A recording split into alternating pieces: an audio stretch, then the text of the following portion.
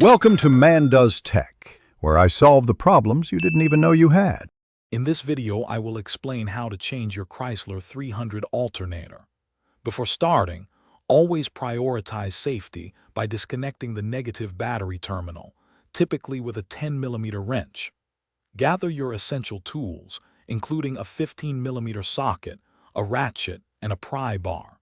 Make sure your vehicle is securely supported on jack stands for safe access underneath.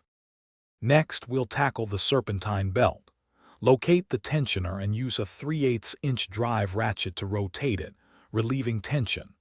Once loose, carefully slide the serpentine belt off the alternator pulley and set it aside. Now, remove the 3 mounting bolts that secure the alternator, usually requiring a 15mm socket for each.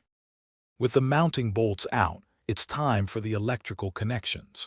First, disconnect the main power wire, usually secured by a 13mm nut. Then, locate and unplug the smaller electrical connector by pressing its release tab. Once all connections are free, carefully wiggle and maneuver the old alternator out of the engine bay.